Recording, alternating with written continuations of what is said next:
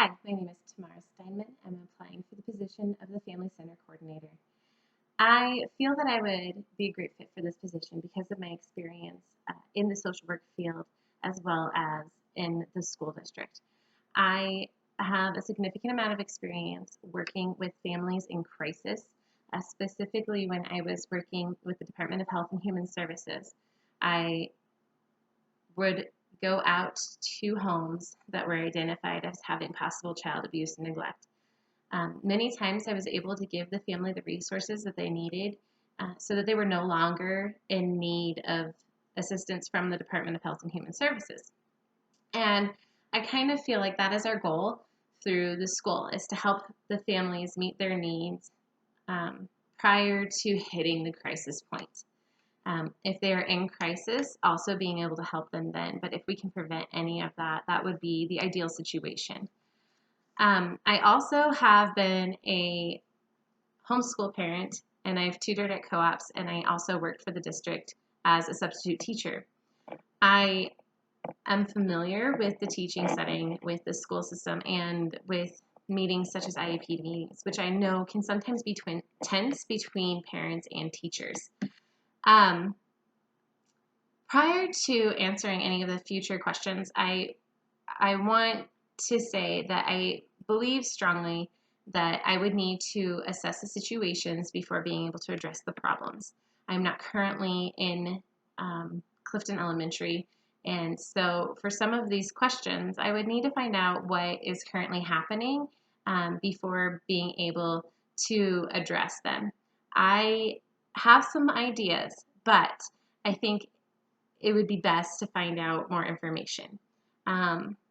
So for increasing family involvement, I would need to know kind of where we're at on current family involvement and what is already preventing families from being involved.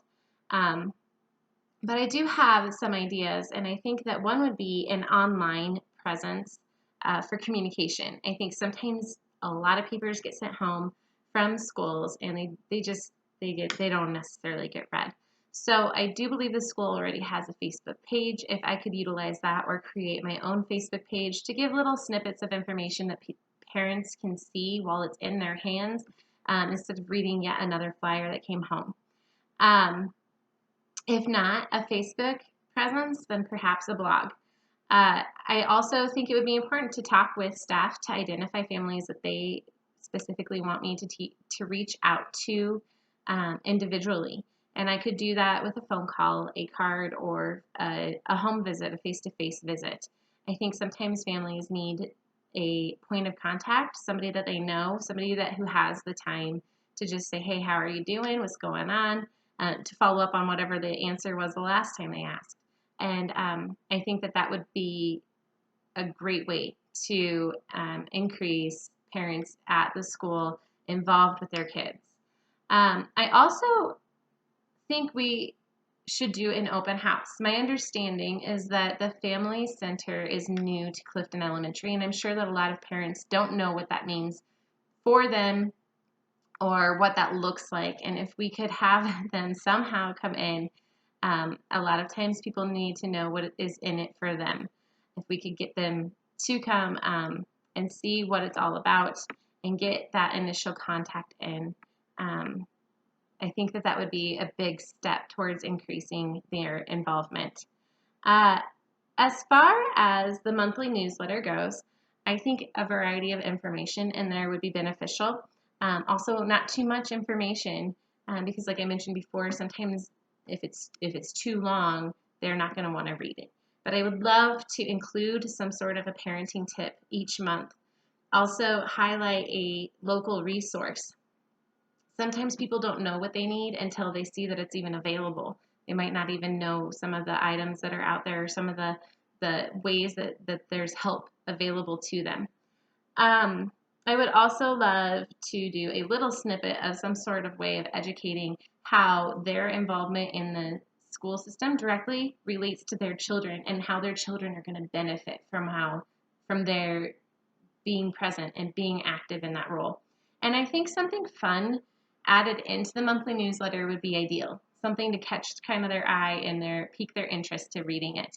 I would love to present some information on some ideas for family nights, something that they can do at home at low cost, that isn't a lot of prep work or anything, but that gets them involved with their children.